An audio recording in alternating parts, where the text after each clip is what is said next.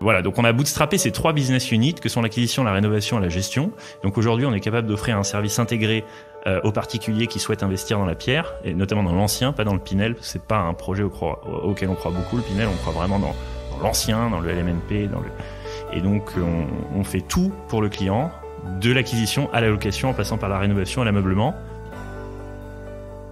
Je rappelle pourquoi la classe est intéressante, c'est quand même la banque qui te finance ton bien, et c'est les locataires qui remboursent la banque. Et à aucun moment, on te demande de mettre de l'argent de ta poche. Alors, en tout cas, dans les cas idéaux, il n'y a pas d'apport, ou en tout cas peu.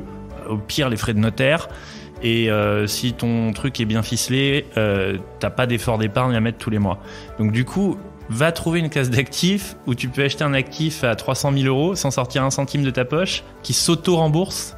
Ça n'a pas de sens. Je veux dire, si tu penses au truc et tu dois te jeter sur cette classe d'actifs tous les mois qui passent où t'as pas touché un loyer gratuitement, parce que c'est gratuit, t'as pas d'argent à mettre. Alors, juste au niveau des écoles de risque, il y en a 2. Il y a 2 approches possibles du marché. Il y a l'approche patrimoniale, bon père de famille entre guillemets, et l'approche rendement. Et forcément, on est souvent attiré par les sirènes du rendement. On se dit, je vais aller chercher le truc le plus rentable possible, et s'oublie la règle élémentaire en finance, qui est que le rendement et le risque vont de pair. Donc quand j'achète un truc rentable, mécaniquement, j'augmente mon niveau de risque. Parce que la communauté est clé, parce que l'entraide nous possède, on a décidé de mettre en lumière tous ces visionnaires. Bienvenue dans le podcast Build a City for Good de Daphne. Eh bien, c'est parti. Bonjour à tous. Nous sommes ravis de vous retrouver pour un nouvel épisode hors série.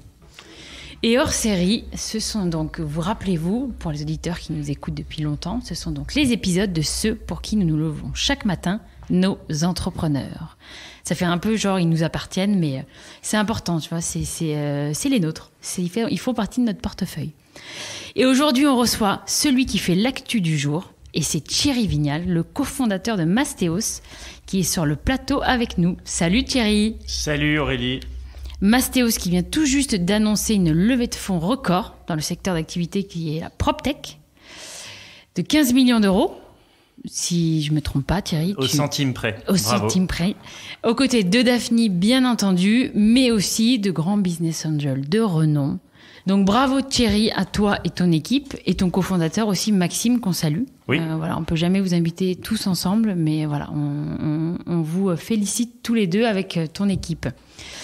À côté de moi, c'est Stanislas Slot, bien entendu, l'investisseur chez Daphne qui a réussi à séduire Thierry et son cofondateur. D'un point de vue professionnel. Bien sûr, toujours. Bien sûr, ouais. Mais on parle de séduction entre vous, hein, et toi, tu as séduit Stan aussi, d'un point de vue professionnel. Bon, on reste ouvert, de toute manière. Donc salut Stan et merci d'être avec nous aussi et de prendre le temps d'interviewer Thierry. Hello Auré, hello Thierry. Salut. Alors, avant de parler de Mastéos, Thierry, quand même, on a juste envie de savoir un peu qui est l'homme derrière cette belle start-up que tu as montée il y a maintenant 2 ans, en 2019. On voudrait savoir un peu qui est Thierry Vignal. En évitant le CV LinkedIn. Ça va être si dur. Tu peux, Moi, moins les 3 premières minutes, juste pour nous donner un peu plus de croustille, parce que si on cherche sur Internet, on trouve pas genre... Il n'y a pas de linéarité dans mon expérience. J'ai un peu bourlingué à droite à gauche dans des secteurs différents. J'étais à Hong Kong en cabinet d'avocat, j'étais à Paris aussi en cabinet d'ailleurs. Et après j'ai fait de la finance de marché à Londres. J'étais trader chez HSBC, donc comme dans le Loup de Wall Street, et sans le lancer de nain. Et c'était assez marrant. On avait plein d'écrans, ça hurlait dans tous les sens. Voilà. Et en fait mon parcours c'est vraiment plein d'expériences hétérogènes cumulées, mais qui se croisent assez bien dans ce projet que j'ai lancé il y a 2 ans, qui est Mastéos, parce que j'avais fait de la fiscalité, du droit immobilier, de la finance. C'est un peu les 3 composantes du projet. Et j'ai rencontré Maxime Anquier, mon associé, qui lui a l'avantage d'être beaucoup moins phobique administratif que moi et plus perfectionniste. Et donc on avait vraiment une alliance entre le sales et l'ingénieur, quoi. Et du coup, on a lancé le projet. Au début, sans grande conviction, je dois vous l'avouer. parce que c'était un marché qui était tellement gigantesque, c'était vraiment David contre Goliath. La première année, il s'est quasiment rien passé, on n'avait même pas de bureau, on était dans un bar PMU dans le 11e. Et puis la deuxième année, au premier semestre, on n'avait toujours pas d'employés, donc là je parle de l'année dernière. Hein. Et deuxième semestre, on a recruté un premier sales, c'est mal passé, un deuxième. Et en fin d'année dernière, ça a explosé. Mais j'ai du mal à comprendre comment ça s'est enchaîné si vite. On a commencé à faire vraiment des ventes cette fois, c'était plus 5 à 10 par an, c'était plutôt 5 à 10 par mois, et on avait des problèmes structurels de cash, donc on s'est dit il faut qu'on lève de l'argent, mais on connaissait personne. Moi j'ai pas jamais créé de boîte avant, je connaissais pas trop le monde des VC, mine de rien, et j'ai juste écrit sur WhatsApp à tous mes clients et tous mes employés. Et j'avais même pas de deck, j'aurais dit est-ce que vous pouvez mettre de l'argent dans mon projet, et il y a eu plein de petits tickets à 10 000, 15 000, 20 000, et cumulé en fait ça a fait 1 million 100 000 euros, alors qu'on voulait lever un cinquième de ça. Et donc on a fait cette levée un peu à l'arrache sur WhatsApp, et ça a mis un peu d'essence. Et le lendemain de cette levée, je sais pas comment Daphne nous a découvert, mais en tout cas, on s'est rencontrés par la force du destin, et on a eu une première visio où il y avait un bon fit. Après, on a déjeuné ensemble, et on n'avait absolument rien à montrer parce que ça se faisait limite au téléphone et au stylo, donc on n'avait pas de data, rien, pas d'Excel. Ils s'arrachaient les cheveux, et ils ont vraiment fait un leap of faith. Ils se sont dit allez, on y va, on leur donne un peu d'argent parce qu'ils sont rigolos, et du coup ils nous ont mis, vous, Daphne, avez investi 2 millions d'euros suite à cette levée WhatsApp. Et donc ça faisait attends, 3. Rappelle-nous quand même juste pour les auditeurs, s'ils sont pas familiers, à quel niveau Mastéos, c'est quoi? Enfin, exactement, quel moment? D'accord, je rembobine. Alors... Non, mais un cas concret, pourquoi j'utiliserais Mastéos, par exemple? Alors déjà, pourquoi j'ai créé? Parce que j'avais fait un investissement locatif en rentrant de Londres au Havre. C'était une des pires expériences de ma vie. Et je me suis dit qu'il fallait peut-être faire quelque chose. C'est comme ça que la plupart des entrepreneurs lancent leur boîte, c'est après une expérience traumatisante personnelle. Et donc je me suis dit, je vais aider les gens à investir. Parce que c'était très facile quand j'étais trader d'investir dans ma classe d'actifs, mais c'était beaucoup moins dans la pierre. Donc on va essayer de faire converger l'UX de ces deux classes d'actifs. Et on a commencé par la transaction. Donc on cherchait des biens, et puis on structurait l'opération d'un point de vue juridique, fiscal, notarial. Et on s'est dit oula, sur les travaux, on peut pas les laisser en plan, quoi, parce que le bien au Havre ou à Lille, si tu t'occupes pas des travaux pour ton client parisien, tu sers à rien. Donc on a rencontré Jérôme, GG, le roi du placo, si tu nous écoutes, qui est notre 3e associé, qui lui est un génie du bâtiment et qui a structuré notre activité travaux. Donc ça s'est bootstrappé. Au début, on sous-traitait, et on a embauché un premier ouvrier, un deuxième, un plaquiste, un peintre, et finalement, notre activité travaux, elle s'est internalisée au cours de l'année dernière. Et pour l'activité gestion, pareil, en fait, on avait de la gestion, on trouvait que les sous-traitants nous sous-traitaient mal, et du coup, on s'est dit, moi j'ai croisé un gestionnaire dans les parties communes d'un immeuble que j'achetais, et je lui ai dit, est-ce que t'es dispo? C'était un petit jeune, Hugo, et il m'a dit, ouais, je suis dispo, et je lui ai dit, bah voilà, j'ai 10 lots, tiens, je te les confie, on regarde si ça marche, et ça marchait très bien. Après, on en a eu 20, 30, aujourd'hui on en a 500. Voilà, donc on a bootstrappé ces 3 business units que sont l'acquisition, la rénovation et la gestion. Donc aujourd'hui, on est capable d'offrir un service intégré aux particuliers qui souhaitent investir dans la pierre, et notamment dans l'ancien, pas dans le Pinel. C'est pas un projet auquel on croit beaucoup. Le Pinel, on croit vraiment dans l'ancien, dans le LMNP, et donc on fait tout pour le client, de l'acquisition à la location, en passant par la rénovation et l'ameublement. Et c'est quoi le secret, Thierry? Parce qu'on a vu, il y a plein de petites boîtes qui font ça. Et vous, vous êtes passé, du coup, on va y revenir, mais de 20 à 180 employés en 12 mois. Et qu'est-ce qui fait qu'il y a plein de boîtes qui sont restées petites, et que vous êtes en train de scaler, avec une décroissance les plus rapides en Europe, quoi? Et d'ailleurs, il faudrait qu'on budgète les 180 qu'on a embauchés pour voir si ça rentre dans le business plan. J'ai pas encore fait cet exercice, mais en l'occurrence, ce qui nous différencie, c'est vrai que c'est facile de faire juste la partie acquisition. Il faut une carte T, un petit site internet, et puis quelqu'un qu'on connaît en province qui va sourcer les immeubles. Donc ça se fait facilement. Donc il y a pas de barrière à l'entrée pour ça. Il y a pas besoin de tech, pas besoin de levée de fonds. Voilà. Il y a un peu de BFR parce que on encaisse 6 mois plus tard les offres qu'on génère à l'instant. Mais nous, on a pris ce pari d'internaliser les travaux, et ça, c'est une proposition de valeur qui plaît aux clients parce qu'ils se disent qu'on se déresponsabilise pas sur un sous-traitant, et c'est ce que font nos concurrents. Je crois qu'on est les seuls en France à avoir notre propre boîte de travaux. Les concurrents, ils te dirigent vers un sous-traitant de travaux qu'ils ont plus ou moins testé, et puis débrouille-toi avec lui, quoi. Ou à la limite, ils gèrent un peu la relation, mais si ça se passe mal, c'est leur faute. Eux, ils se dédouanent. Le fait que nous, on assume l'ensemble de la chaîne de l'acquisition à la location. Ça veut dire que au moment où on te propose un appartement, il faut que le bâti soit un minimum qualitatif, parce que sinon nous on va galérer sur les travaux. Il faut que les loyers qu'on t'annonce soient un minimum réalistes, parce que sinon on va pas pouvoir assurer la gestion, et en tout cas ça va être décevant pour toi et tu vas nous tracher sur Google. Donc en fait nous, ça nous responsabilise et ça rassure le client de savoir qu'on fait toute la chaîne, et ils viennent nous voir essentiellement pour ça. Et la raison pour laquelle les concurrents le font pas, c'est que c'est très capital intensive. Parce qu'il faut louer des énormes entrepôts de 1000 mètres carrés, stocker du placo, avoir un réseau logistique, embaucher des ouvriers. C'est un enfer opérationnel que peu de gens ont envie de se prendre face nord, et on a fait le choix de le faire. Et voilà, donc et alors faut savoir quand même sur la concurrence qu'on respecte, hein, d'ailleurs, il y a pas de très méchants parmi les concurrents, mais c'est juste un petit monde. Le marché de l'immobilier en France, c'est 1 million de transactions. Le marché de l'investissement locatif, c'est un quart de ce marché. Donc il y a 250 000 investissements locatifs en France chaque année. Et sur ces 250 000 investissements locatifs, il n'y en a que 2% qui sont traités par des professionnels du locatif. Buy side, c'est-à-dire côté acheteur. Donc il y a nous, et il y a rendement locatif, projet locatif, investissementlocatif.com, etc. Il y en a plein. Mais de toute façon, si tu peux tous nous additionner, on représente que 2% du marché. Donc la vraie concurrence, c'est Stéphane Plaza, Guy Hockey, Orpi, des gens qui font très bien leur métier, mais qui devraient le faire sur de la résidence principale, parce que l'investissement locatif, c'est très technique. Il y a plein de problématiques qui vont bien au-delà des compétences d'un agent immobilier. Donc le juridique, le fiscal, le notarial, le bancaire, les travaux, l'urbanisme, la gestion, tout ça, c'est des problématiques qui sont vraiment complexes. Tu as besoin d'expertise en interne. Et l'agent immobilier, il va se contenter, lui, de prendre quelques photos avec l'iPhone, de le mettre sur le bon coin, de faire 3 visites, et il va s'arrêter là. Et il aura un template notarial qui va te faire signer en agence. Voilà. Donc nous, on va un peu plus loin là-dessus, mais on est les 2%.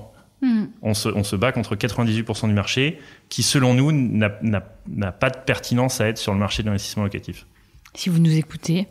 C'est un peu c'est violent, non? Je suis désolé. Non, mais ils bossent bien. On bosse avec eux, en plus. Mais... Stéphane Plaza. Sympa, Stéphane, si tu m'entends. Il est sympa, Thierry, sinon. Mais bon, il est obligé d'être comme ça. Il est obligé pour avancer. T'as bien raison. C'est pour ça qu'on t'accompagne, Thierry, aussi. Et à l'échelle européenne, il y a 1 million d'investissements locatifs. Donc, c'est 250 000 en France, et c'est un quart du marché européen, la France, parce qu'on a une grosse culture locative, parce que la loan to value est très élevée, c'est-à-dire qu'il y a peu d'apports. On est un des pays où le système bancaire est le plus laxiste au niveau de l'investissement. En Espagne, ça peut aller jusqu'à 40% d'apport. C'est pour ça qu'il y a beaucoup moins d'investissements. Donc la France, c'est un quart du marché locatif européen.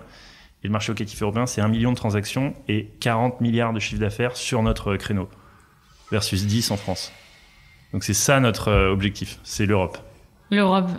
C'est Stan, c'est ça qui vous a plu aussi. Au-delà des convictions et... Il y a de l'ambition, il y a les bras qui se tendent là. C'est pour ça aussi, et du coup, si on revient, parce que je t'ai coupé, mais donc à la levée de fonds où justement où vous avez rencontré Daphne, je pense que Stan vous avez dans le radar depuis quelques temps, et à mon avis il a suivi ça, et c'est pour ça à mon avis c'était pas le destin qui vous a fait vous rencontrer, non? Il y avait c'était au moment des 2 millions, donc tu disais que Daphne avait investi 2 millions. Tu veux raconter, reprendre l'histoire? Ouais. Non, on se disait qu'il y avait un problème sur ce marché. On avait commencé on voulait rencontrer les gens sur ce marché. Les premiers qu'on a vus, c'est Mastéos, et on s'est dit, ok, c'est les bonnes personnes pour faire ça. Et on a cru, il y avait cette internalisation des travaux qui peut être assez difficile à voir pour un VC au début. On se dit, ça va être beaucoup d'opérations, et on a senti que c'était nécessaire, et on a vachement acheté la vision de Thierry et de Maxime, où effectivement au début, c'était on avait du mal à compter les ventes, quoi. Toujours un peu, non? En l'occurrence, niveau vente, on en a encaissé 200 en 2 ans, dont une centaine depuis le début de l'année. Et on veut finir l'année à 250 encaissements, 1000 l'année prochaine. Voilà. Donc ça, c'est des ventes encaissées. Après, on a des offres d'achat et on en génère 70. En mois de juillet, on en a généré 70. Et le but, c'est d'être sur un rythme d'une centaine de ventes par mois jusqu'à la fin de l'année, dans 10 villes en France. C'est beau. Ouais. Et t'as réussi à convaincre pas mal de gens chez Daphne, dont je fais partie. Mais c'est qui un peu le profil des gens du coup qui vont acheter qui se faire accompagner par Mastéos? Au tout début, on avait une stratégie, il fallait aller vite, donc on allait voir des gros profils qui achetaient plusieurs immeubles en même temps, donc on était sur des profils assez haut de gamme. Moi, ayant un background technique, j'arrivais à répondre à ce genre d'interlocuteurs, et donc on leur achetait plein d'immeubles de rapport. Au début, on vendait des immeubles à fort rendement, parce que c'est ce qui se vend le plus facilement. Le problème, c'est que le rendement, il va avec le risque, et plus c'est rentable, plus il y a des emmerdes, et les emmerdes, on les gère en aval. Donc on faisait beaucoup de ventes, mais avec des frottements opérationnels assez forts sur la réno et la gestion. Et du coup, maintenant qu'on va un peu mieux financièrement, on a pivoté sur des biens un peu plus patrimoniaux et des profils d'acheteurs un peu plus normaux. Donc comme toi, comme moi, et on va sur le Vieux-Port, on va à Bordeaux, on va à Lille, et on va plus au fin fond de Maubeuge acheter du 15%, quoi. Ah oui, ok. Et comment on fait? Moi, je me dis juste pour gérer, c'est quand même il y a de la gestion locative, il y a de la rénovation, il y a du sourcing. Il y a de l'ameublement. Il y a de l'ameublement. Toi, tu as toutes les casquettes tu vois, comment vous êtes organisé en interne quand même pour faire autant de métiers et autant de... Ça se passe comment Alors ouais, c'est vrai que nous, on vend un process entier de l'acquisition à la location, mais tu as plein de métiers différents qui sont involved dans ce process. Alors les trois grands, c'est acquisition, rénovation, gestion, mais il y en a plein de sous-métiers qui sont... donc l'ameublement, c'est quand même un cinquième de notre activité, le meuble. Hein. On a des énormes entrepôts qui stockent des packs LMNP qu'on dispatche un peu partout en France, qu'on monte rapidement, où tu vois, tu achètes à Perpignan ou à Marseille, tu as 3 T2 à meubler en LMNP, donc tu as 30 items dans la liste, ça va jusqu'à la brosse à chiottes, les tringles, le couteau de cuisine et tout, donc on te livre tout, avec le canapé, etc. On te le monte en 48 heures, c'est plié, t'as la bougie, t'as les éléments de décoration, et t'as plus qu'à mettre tes valises ou tes locataires. Donc ça, c'est la partie meuble, tu vois. Mais c'est qu'une partie anecdotique de notre business, c'est une boîte dans la boîte. Ouais. Après, t'en as plein d'autres. T'as la partie maintenance et entretien, qui est encore une fois une business unit dans la business unit rénovation. T'as la partie courtage en prêt qu'on ne fait pas, qu'on délègue à nos amis de Préto.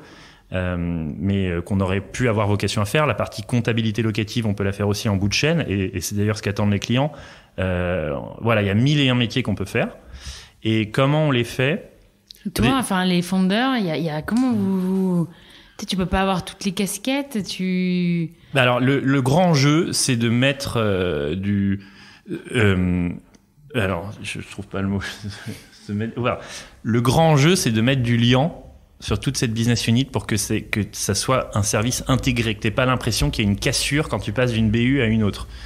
Quand tu passes de l'équipe Transac à l'équipe Travaux, en vrai, c'est deux sociétés juridiquement, mais du point de vue du client, ça doit être une seule marque, Mastéos. Voilà. Ouais. Donc, mettre du liant et créer de la fluidité dans les passages inter-BU, c'est le grand défi. Mais ce qui est vrai, c'est que Stan a investi dans 4 boîtes pour le prix d'une, quoi. C'est vraiment la promo de l'année. Il pensait acheter une boîte d'IMO, il a une boîte de meubles, de gestion locative, de travaux. Il a tout en un, quoi. Donc voilà, pour la valo d'une boîte d'IMO classique. Je sais pas qui est gagnant ici, mais j'ai l'impression qu'on s'est fait un peu... voilà.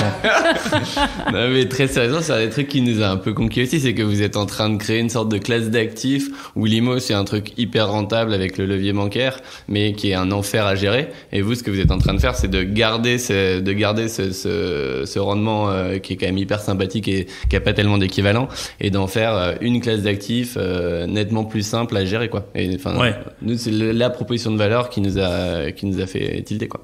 Ouais, parce que pour le coup, moi, j'avais bossé en finance, j'ai fait pas mal de classes d'actifs, de l'obligataire, du forex, de l'equity, etc. Et ces classes d'actifs, elles ont au moins l'avantage de la simplicité. Tu vas acheter une action LVMH, tu appuies sur un bouton sur Boursorama, c'est direct. La classe d'actifs immobiliers, en termes de risk adjusted return, c'est-à-dire de rendement ajusté pour le risque, c'est imbattable. Même après du levier bancaire, pour un même niveau de risque, tu as des unités de rendement qui sont un multiple de ce que tu peux trouver ailleurs. Donc c'est la classe d'actifs financièrement la plus saine possible, toute classe d'actifs confondue, celle que je conseillerais à mes proches. Mais c'est la plus compliquée d'accès.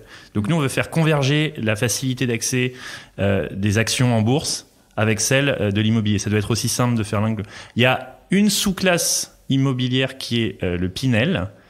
Nous, on n'aime pas trop d'un point de vue financier. En revanche, elle a été packagée et elle est quasiment aussi simple d'accès que d'autres classes d'actifs. Donc, en fait, on veut pinéliser l'investissement dans l'ancien, quoi. Ok.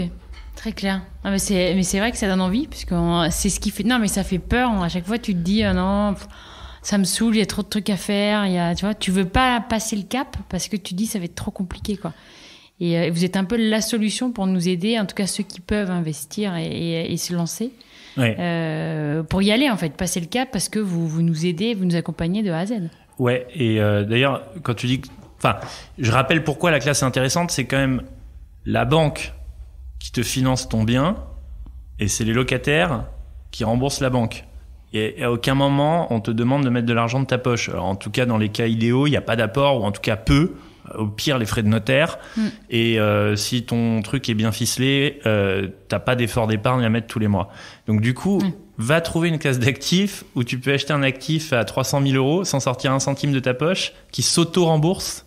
Ça n'a pas de sens. Je veux dire, si tu penses au truc et tu dois te jeter sur cette classe d'actifs tous les mois qui passent où t'as pas touché un loyer gratuitement. Je veux dire, c'est parce que c'est gratuit, t'as pas d'argent à mettre. Enfin, moi, je fais des prêts sans apport assez régulièrement. Il y en a de moins en moins, mais on peut encore en faire. Tu mets pas d'argent de ta poche et c'est pas toi qui rembourse la banque, c'est les locataires. T'imagines à quel point c'est vertueux financièrement et avec un niveau de risque qui est super faible parce que tu loges des gens, ils sont sous un toit, ils te payent, t'es en garantie loyer impayé, t'as hedgé une grande partie du risque. Donc c'est absolument merveilleux comme univers financier, mais il y a la complexité opérationnelle de mener à bien le projet. Et c'est là où on intervient. Et il y a un chiffre qui est marquant quand même, c'est qu'il y a un moment, ils aviez, je vais dire une connerie, mais c'est 50% des gens qui achetaient sans aller visiter le bien. Enfin, dans la logique de packager le produit, je trouve que c'est assez impressionnant, quoi. Ouais, c'est toujours le cas. On a assez peu de visites parce que on a acheté des caméras Matterport pour faire des visites virtuelles. Donc, on fait un scan 3D de tous les biens qu'on propose. Et du coup, tu peux le voir sur l'iPhone et tu te balades en visite virtuelle. Et puis, tu as Google Street View pour les environs. Oui, c'est ça. Vous avez une app, tout est disponible. Ouais. On voit les biens qu'on peut trouver. On peut les voir en vidéo, en photo. Et ensuite, surtout en visite virtuelle, du coup, tu te balades. Ouais. Et t'as sur l'app, tu vois la modélisation financière du bien. On t'a préchiffré les travaux en amont parce que nos archis ont, justement, grâce à la visite virtuelle, ont pu faire un chiffrage assez poussé avant que tu aies à te positionner. Alors que toi, si tu y vas, t'as juste tes yeux pour voir l'appart et puis chiffrer au doigt mouillé ton truc avant de faire ton offre. Donc nous, ça a été modélisé financièrement avant qu'on te le propose. Tu peux customiser ta modélisation financière avec des petits curseurs sur l'app pour mettre plus ou moins d'apport, mettre un taux différent, faire la gestion toi-même. Tu vois, tu peux la customiser, voir si ça change un peu le cash flow. Et donc on a gamifié un peu cette partie-là. On travaille sur un algorithme de matching pour que tu reçoives des biens qui correspondent à ta sensibilité d'investisseur. Donc on va repondérer ta sensibilité au rendement, à l'esthétique, à l'emplacement, à pas mal de critères, un peu comme sur Tinder pour que ça matche le plus précisément possible. Et ça, c'est l'enjeu tech. Et c'est dont on n'a pas parlé et qui nous distingue aussi des concurrents parce que peu de gens se sont embêtés à faire de la tech sur un secteur qui a priori n'en a pas besoin. Et en fait, l'expérience client qui est apportée par la digitalisation du process, elle est essentielle. Parce que ça rend le truc beaucoup moins emmerdant quand tu peux le faire depuis ton iPhone sur ton canapé, comme tu achètes ton action Boursorama avec de la visite virtuelle, de la modélisation. Tu fais une offre, tu appuies sur un bouton.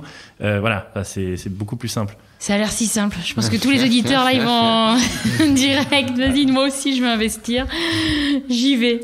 Non, mais c'est vrai, c'est top. Ouais. Bah, c'est pas simple. En fait, en coulisses, c'est pas simple parce que tu as une gestion opérationnelle qui est très complexe. Parce qu'en plus on est dans une dizaine de villes, donc c'est une dizaine d'équipes d'ouvriers, c'est une dizaine d'équipes de sourcing, une dizaine d'équipes de gestion locative, c'est des CDI qu'on gère, t'as des réseaux logistiques un peu complexes, des entrepôts, t'as des agences locales, et surtout il y a beaucoup d'éléments dans la chaîne qu'on ne maîtrise pas. Si tu veux, s'il y a une fuite d'eau à un moment, s'il y a un locataire qui est en retard de loyer, on peut pas l'anticiper, quoi. On va très loin dans la due deal. Mais il y a pas mal de trucs qu'on maîtrise pas. Et du coup, ça peut, sur certains frottements qui sont exogènes à ce qu'on peut faire, ça peut générer de l'insatisfaction.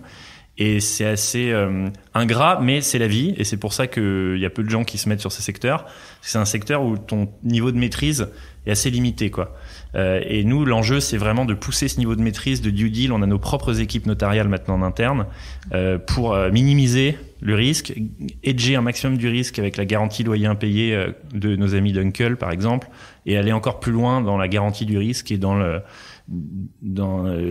la minimisation des frottements. Ouais. Très clair, non mais c'est super Thierry, vraiment. J'avais une question qui m'est T'en avais une toi, Stan? Parce que moi j'en ai une pour revenir sur autre chose, mais vas-y. Ah ouais, moi si t'as des petits tips un petit peu pour la communauté Daphne. Si tu prends, si on prend ton meilleur pote qui est très pro risque, s'il te demande une ville où investir, qu'est-ce que tu vas lui répondre? Je sais à qui tu fais allusion.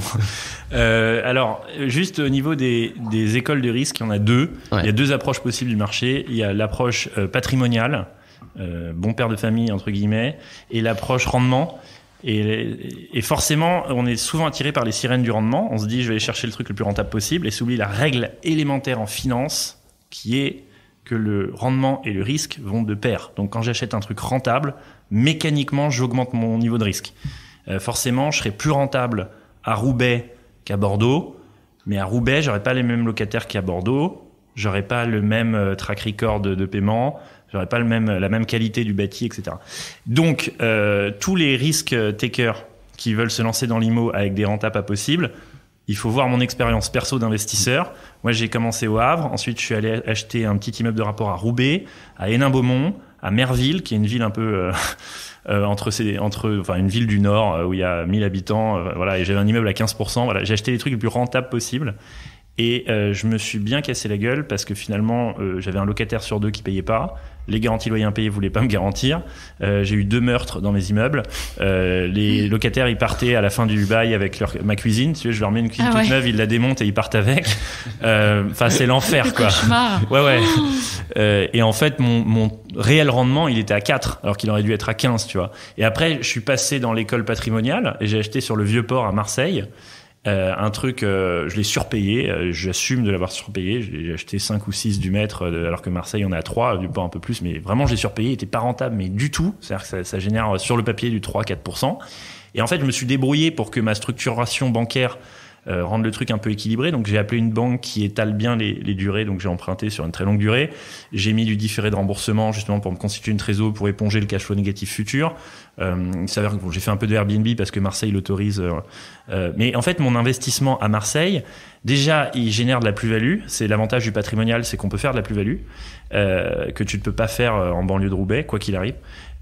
Donc t'as du rendement mais t'as pas de plus. Moi j'ai généré entre le moment où j'ai fait mon offre et aujourd'hui, c'est en 6 mois, j'ai déjà fait plus 20% de plus-value parce que Marseille a explosé. Donc j'ai eu un peu de chance mais j'aurais pas pu l'avoir sur le rendement. Ouais, c'est clair. Et ensuite sur la structuration bancaire, j'ai rendu équilibré mon investissement parce que j'ai poussé ma durée, j'ai mis du différé, je me suis débrouillé pour que la mensualité match. Donc il est pas rentable, mais finalement je me suis enrichi bien plus sur du patrimonial que sur mes trucs pourris dans le Nord. Ouais, c'est clair. Voilà. Il y a un peu de tringlerie, mais bon, une fois que tu as compris un peu le... Donc moi, je suis passé du côté clair de la force, le patrimonial, et j'invite les gens à s'intéresser un peu à ce modèle-là, parce qu'en fait, on peut faire beaucoup plus d'argent que sur du rendement. Même si on est omnibulé par la rentabilité à court terme, en vrai, c'est un niveau d'emmerde qu'on n'a pas envie d'avoir, quoi. C'est clair. Et vas-y, Stan. Non, je disais que tous les gens à qui il a vendu du rendement qui entendent ça sont en train de trembler. Il y a des bonnes success stories. Ton immeuble à Douai, je crois que c'est pas mal. Ça tourne, bon, c'est bon. Voilà. Moi, ma question quand même, après tout ça, c'est tout ce que vous avez fait en 2 ans, c'est incroyable. Mais comment on passe quand même de trader à entrepreneur où tu risques tout, tu vois, enfin. Qu'est-ce qui t'a donné la niaque pour y aller au-delà des classes d'actifs que tu comprends très vite et que tu connais via ton ancien métier, etc. Alors, comment on devient entrepreneur comme ça alors qu'on est un trader et que j'imagine, tu vois, que, enfin, tu te dis pas, tiens, ou tu te dis à 40, 45 ans, tu vois, je vais quitter le trading, c'est bon, j'ai fait un peu de thunes. C'est peut-être on idéalise un peu peut-être ces métiers-là. Non. C'est des métiers d'argent. Il y avait un intérêt intellectuel, macroéconomique, d'analyse qui était intéressant, mais au-delà de ça, quand tu dis t'as tout risqué pour monter ta boîte, c'est pas vrai. Il y a des gens bien moins lotis que moi. Moi, j'ai un diplôme d'école de commerce, j'ai des parents CSP+, j'avais un peu d'épargne en rentrant à Paris, donc je n'ai pas tout risqué. À la limite, ça se plantait, je continue à avoir un toit et à bien manger. Donc, j'ai pas tout risqué. Et moi, j'invite à ce que des entrepreneurs qui sont moins bien lotis que moi prennent de vrais risques. Parce que moi, je sais pas des vrais risques, c'est des risques modérés, quoi. J'ai une baisse de salaire, voilà. En l'occurrence, je suis rentré de Londres après avoir fait 4 ans dans la finance. Et c'était pour des raisons, j'en avais marre de Londres, j'avais quitté ma copine à l'époque, et en France, je pouvais pas trop faire de finance de marché parce qu'on n'est pas une très grande place financière là-dessus. Donc j'ai erré, on m'a... Voilà, et puis en fait, le hasard des rencontres, comme dirait Edouard Baird, fait qu'à un moment, je me suis retrouvé dans un bar avec Maxime, grosso modo, je la fais courte, mon associé, que je connaissais très peu finalement. Et puis, pour m'occuper, j'ai lancé ce projet. Et voilà. Mais tu vois, tu peux pas romantiser à chaque fois les histoires d'entrepreneurs, parce que parfois, c'est pas romantique, ça n'a rien de sexy, c'est simplement un hasard total. Et c'est le cas. Et finalement, en fait, Mastos, c'est né il y a un an, en vrai. Hein, les premiers 18 mois, on a littéralement rien fait à part se retrouver dans un bar, quoi. C'est rassurant ou pas, Stan? Et donc. Non, mais c'est beau. Et aujourd'hui, on revient à cette levée quand même de 15 millions. Ouais. Donc, il y a un an, vous êtes dans un bar, comme tu dis, où il y a 2 ans. Ouais. Parce que je pense que tu t'exagères un peu. Il y a 2 ans. Attends, j'avais que 30% marseillais, Thierry. Et j'avais que 2 employés il y a un an. 2 ou 3 CDI. Il y a un an, jour pour jour, j'ai que 3 CDI. Aujourd'hui, j'en ai plus de 150. Donc, effectivement, ça allait très vite. Et alors, je saurais pas expliquer les raisons de cette vitesse. Je crois qu'en fait, on s'est entouré des bonnes personnes et on a bien exécuté. Et puis, il y avait un environnement de marché favorable. Il y avait une faible pression concurrentielle, c'est-à-dire que le peu de concurrents qu'on avait on pouvait facilement améliorer leur service. Et il n'y a pas beaucoup de secteurs comme ça où tu as peu de barrières en fait, donc tu peux aller très vite. C'est comme dans l'espace, tu n'as pas de frottement, les fusées foncent. Donc voilà, c'est ça qui s'est passé. Et au niveau de la levée de fonds à 15 millions... Et oui, c'est pourquoi faire, hein, Stan? Tu peux peut-être expliquer, parce qu'on en est resté à 2 millions exactement. en fin d'année. Expliquez comment on passe de 2 à 15. Qu'est-ce que c'est que cette tringlerie-là? J'aime bien utiliser ce mot, parce que vous l'utilisez à chaque fois. Pourquoi faire? Pour croître, continuer à croître. Ça s'est fait un peu moins à l'arrache que la levée WhatsApp de novembre, mais en fait, très honnêtement, on a cru tellement vite que on est revenu un peu la queue entre les jambes, voir Daphne, voir Stan et Pierre-Éric, en leur disant on allait un peu vite niveau croissance, il va falloir remettre de l'essence. Et ils nous ont dit pourquoi pas essayer de faire un peu plus attention, essayer de monter un pôle finance pour mieux maîtriser votre croissance. Et en fait, c'est comme ça que s'est initié ce tour. Et finalement, il y avait tellement d'excitation pour le projet Mastos chez d'autres acteurs qui sont venus s'agréger. Et au final, c'était pas forcément le montant qu'on avait en tête. C'était vraiment remettre un peu d'essence pour continuer cette accélération. Et finalement, la machine s'est un peu emballée, la mayonnaise est montée auprès des fonds et auprès des business angels. Et ce qui fait qu'aujourd'hui, on a fait un multiple de ce qu'on avait envie de lever, quoi. Et donc maintenant, je citais le philosophe Alain, il faut choisir de rendre le choix bon. Donc maintenant qu'on a levé 15 millions, qu'est-ce qu'on en fait? On s'attaque à l'Europe. Donc on couvre une plus grande partie du territoire français. Aujourd'hui, on est à Bordeaux, Lille, Marseille, Nantes, Lyon, etc., Paris, etc. Mais on peut couvrir encore le double du territoire qu'on couvre actuellement, mais surtout l'Europe. L'Europe, c'est un marché où on n'a pas non plus de concurrents. C'est-à-dire qu'il n'y a aucune boîte en Europe, et j'ai vraiment poussé loin l'étude de marché qui fait ce qu'on fait, qui aide les gens à investir dans la pierre. Et pourtant, les marchés locatifs européens, on a fait une étude de 30 pages, on a analysé chaque marché un par un. Ce sont des marchés très riches, très profonds. Le marché allemand, le marché belge, le marché hollandais, le marché polonais, etc. Donc, on va aller s'installer dans ces villes-là. Là, on ouvre Berlin et Bruxelles en fin d'année. On a déjà une équipe Europe qui est sur le terrain et on a déjà nos premiers clients qui nous ont commandé des immeubles. Donc, tu arrives à répliquer le modèle, voilà. Alors que les législations, je pense que sont différentes. Il y a des choses qui diffèrent un peu. Oui, bien sûr, mais elles sont moins hétérogènes. Locaux. C'est un peu comme si tu allais aux États-Unis. D'un État à l'autre, il y a 2-3 règles qui changent, mais en vérité, si tu creuses le truc, tu as toujours une promesse de vente à un moment, tu as toujours un agrément carte T à aller obtenir. T'as toujours un délai pour aller chercher ton financement. Les banques qui te financent sont à peu près les mêmes qu'en France. Et puis il y a une signature finale et il y a toujours l'équivalent d'un notaire. Enfin, ce que je veux dire, c'est que c'est des modèles, des structures d'acquisition qui sont assez similaires d'un pays à l'autre. Et les gens ont de l'apport, les gens ont accès au système bancaire comme en France. Donc, faut juste traduire l'app, quoi. Et ouais. Juste. Et embaucher quelques talents locaux pour trouver les bons biens. C'est ça. Génial, vas-y. Ouais, en parlant de talent, vous avez quand même fait un très très gros coup là en recrutant du coup Gabriel Klein qui est l'ex-CTO de Conto. Est-ce que tu peux nous raconter comment on recrute comme ça un fondateur d'une des plus belles scale-up françaises? Alors j'en reviens moi-même pas. En l'occurrence, si je me remémore bien, il est venu en tant que client à la base parce que il avait gagné pas mal d'argent avec Conto, hein, qui est donc une des plus grosses fintech européennes, et il en était quasiment l'un des cofondateurs. Enfin, en tout cas, c'était le premier employé, donc il avait une part significative du capital de Conto, et il avait de l'argent à placer, donc il est venu nous voir en tant que client, et il a été hyper séduit en fait par le modèle lui-même. Et au fil des discussions, il a dit mais en fait Conto, j'ai fait le tour, voilà, j'ai bâti ce que j'avais à bâtir et j'aimerais bien retrouver un projet un peu plus jeune et l'amener au même niveau que Conto en fait, répliquer l'exploit. Et je lui ai dit bah écoute, avec plaisir, voilà ton siège, voilà ton CDI. Et alors je lui ai dit il a pas besoin de CDI, c'est une erreur d'arrondi sur mais bon, on a quand même signé un CDI avec un salaire et puis un badge, et voilà, il nous a rejoint. C'était le CTO de Conto et aujourd'hui c'est le CTO de Mastéos, et on continue à gérer son IMO, et lui il nous construit une app du tonnerre pour digitaliser tout le process d'investissement. Eh ben écoute Gabriel, bienvenue dans l'aventure. Si tu nous écoutes. Stan, t'avais d'autres... Ah, vas-y. Pardon, il a participé à la levée de fonds de manière assez significative et on le remercie pour la confiance qu'il nous a accordée. Non mais écoute... Merci Gabriel. Ouais. Stan, est-ce que tu avais d'autres choses à rajouter? On a passé un peu le temps, mais écoute Thierry, au moins tu nous donnes un peu tous les détails et on comprend exactement ce que c'est, donc c'est important. C'est le but de ce podcast, hein, c'est donc vous apprendre. Voilà, la grande nouvelle, c'est que Daphne vient d'investir dans Mastéos et que vous compreniez aussi pourquoi et qu'est-ce que fait Mastéos. Est-ce que vous avez d'autres points à aborder, messieurs, sur votre rencontre, sur les next steps? T'as dit l'Europe.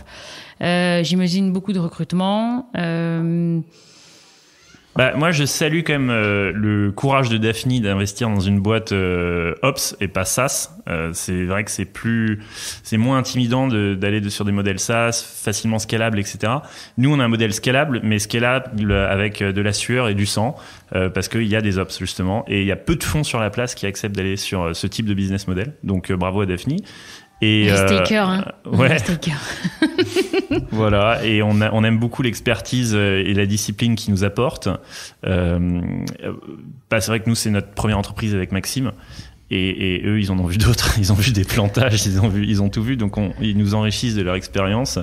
Voilà, donc on est vraiment content de bosser. En plus, c'est une très bonne ambiance. Puis on se retrouve au niveau des valeurs du RSE. Donc bon match. L'algo de matching Céleste a bien marché. Et on n'a pas payé Thierry pour dire ça. Bon, après, vous allez nous dire oui, ils sont chez vous, ils sont venus parler de Mastéos, il y a Stan en face, ils sont obligés. Il a un flingue sur la tempe. Il a un flingue sur la tempe. Eh ben, merci Thierry. Écoute, je regarde un peu. On va finir avec nos 4 questions parce que tu vois, on est déjà à 38 minutes. Et donc, c'est bien. Et on va te demander, mais en fait, cette question-là, tu nous en as parlé déjà, mais on en avait une, c'était qu'est-ce qui t'empêche de dormir la nuit? Mais en fait, on l'a su dans la vidéo. C'est quoi? C'est ton Mon chien, ouais, qui aboie la nuit, ouais. Donc en fait, on a la réponse. La deuxième, c'était est-ce que c'était mieux avant? Avant Mastéos? Ah d'accord, vous faites exprès de pas donner la fin, d'accord. Le monde d'hier. Alors...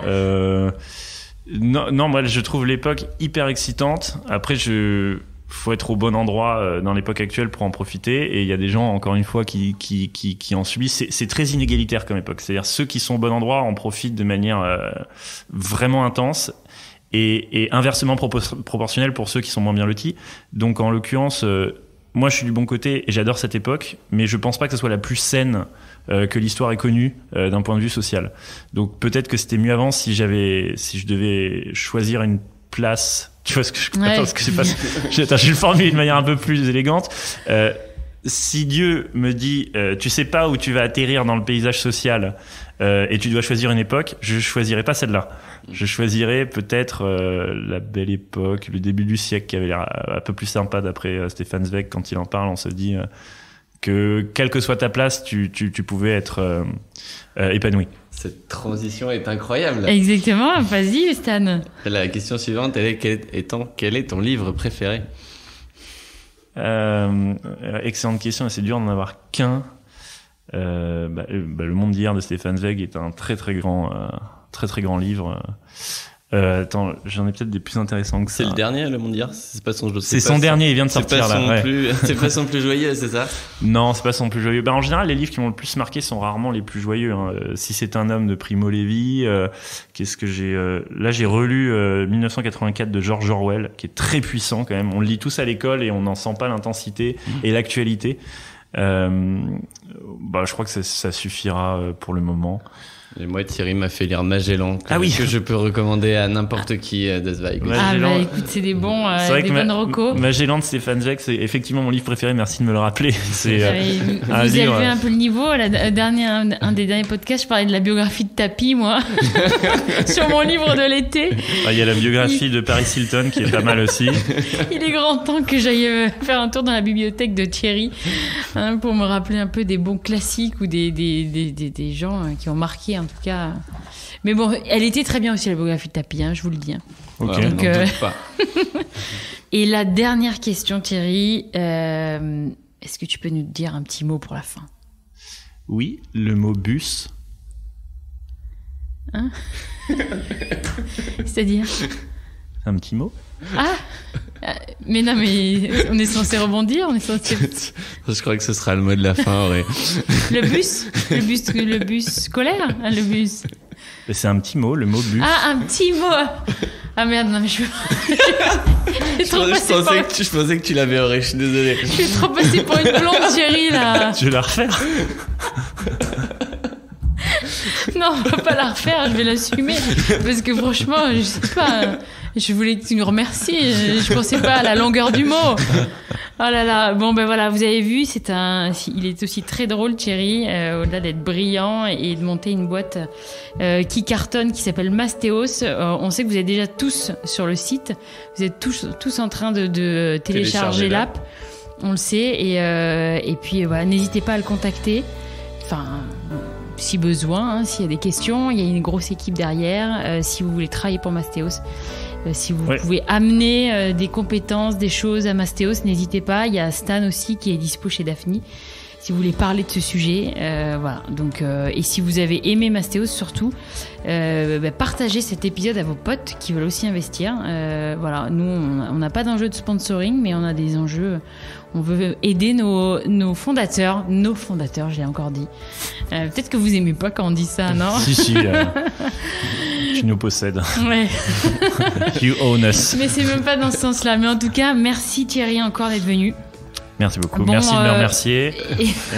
Bonne chance pour la suite. Merci. On va te suivre de près, forcément, parce que c'est Stan et Pell qui suivent Thierry et Maxime. Stan, bravo pour ce dernier investissement. Il faut quand même vous féliciter aussi, l'équipe. Merci Auré, merci Thierry. Et à très vite à tous. Salut. Ciao. Ciao.